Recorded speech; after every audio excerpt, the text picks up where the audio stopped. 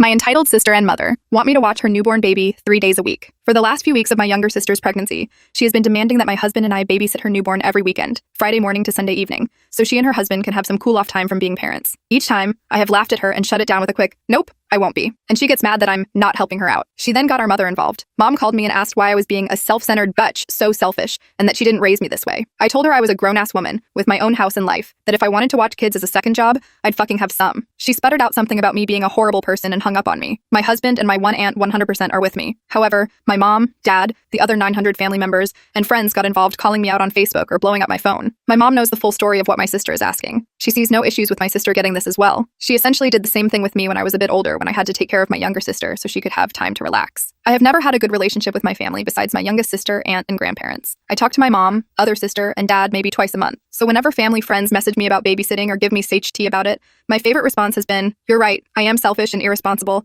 and probably not fit to take the baby this weekend, but I can be sure to let sister know you've volunteered your time this week to help her out." Funny enough, everyone seems to have some generic excuse as to why they can't or won't, like, "I worked all week, it's my wind down time, not my child, not my responsibility, but somehow it's mine." My all-time favorite response is, "It is your responsibility as the oldest to ensure your siblings don't make mistakes, and if they do, you take responsibility and don't let them ruin their lives over it. They're still kids who need to have fun. You had your turn." When the baby was just under 2 weeks, my sister, her husband, and our mother left multiple messages and voicemails about when they would drop the baby off. Besides a quick, "Not watching your baby this weekend," I have not answered or responded about it. My husband and I took some advice from my aunt to invest in a doorbell camera because my mother and sister attempted to drop the baby off at my doorstep 6 days after it was born, knocked, and tried to run. I spoke through the doorbell and told them they had exactly 2 minutes to pick the baby back up, or I was calling CPS for abandonment. My youngest sister, 16F, called me about an hour afterward explaining our mother had attempted to leave the baby with her as well, but it only earned mom a dirty look, while the youngest sister simply stepped over the carrier and walked out of the house. She has been staying with us since. We have a meeting with a lawyer to see if we have any ground to stand on for her to come and live with us permanently,